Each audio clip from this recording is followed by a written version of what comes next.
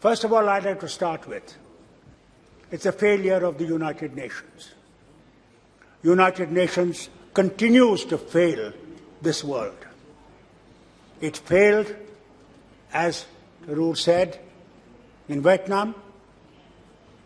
It is still failing in Korea.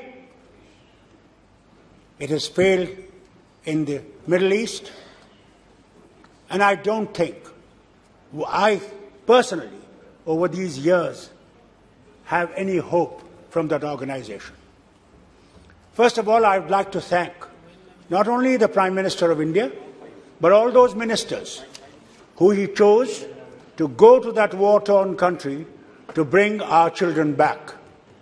And I must say, at the cost of their own safety, they took this journey and brought those children back.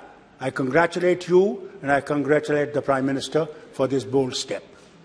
But also at the same time, it's very easy to say that we should play a mediation role in a condition today where two major powers, America and Russia, are at loggerheads.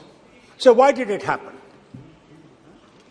Russia continued to tell Ukraine, please don't have enemy round my border. I hope my members will remember when, at the time of Khrushchev, they put missiles in Cuba. Kennedy was the president of America. They had to remove because America felt the threat of those missiles. Today, Russia feels the same way. I think they told this country, very frankly, please be neutral. We have no difficulties with you. They also gave them some aid before that, many millions of dollars. Stay free. But they still chose to join NATO. No doubt, it was there. It is a free country. They could choose. But Russia felt threatened. This we should not ignore. And I think, under those circumstances, when you say that any country, how about us? When you think of China and you think of Pakistan, now you're telling that Russia will also join it. Are we not afraid?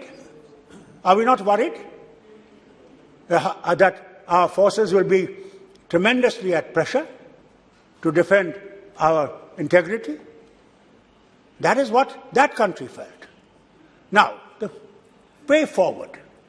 Question is, all of this happened. Millions have moved out of their home. Many have died. And God knows how many are yet going to be taken out of the soil. How do we move forward? Let's forget, it's over. The war is there, it is still there. But how do we now comprehend of saving whatever is left so that the war comes to an end and the world comes to a position of surviving? Today the world is not surviving. You see our neighbor, Sri Lanka. Look at the position there. I hope we don't have to go through that situation in this country. Therefore, it's essential that the war must end. How do we end it? All right. Now you said diplomatically. Is there a diplomatic chance? I remember Trump said America first. Why is India not thinking India first? If it is not in India's interest, this war, then I think to the foreign minister and through him to the Prime Minister I would request, we must take major steps. Major, not small steps. Major steps in de-escalating that war, finishing that war. Unless we do that, you will not be able to tell future people that India played its part. India is a neutral country. India never took sides. Though Russia gave it, the only country that the Russians gave when our ambassador was D.P. Dhar, and they signed an agreement which they have signed with no one, that war on India will be war on Russia. Never forget that. And therefore, what we must remember that if we want to save friends, because we've got friends in America, we've got friends with Russia. We're not enemies of any of these countries. And that is one of the biggest things that country has achieved from the Nehru's time. Whatever one may say, it was the Nehru's foreign policy of keeping neutral with friends from all sides so that we could move forward and take this country from poverty to the developed country.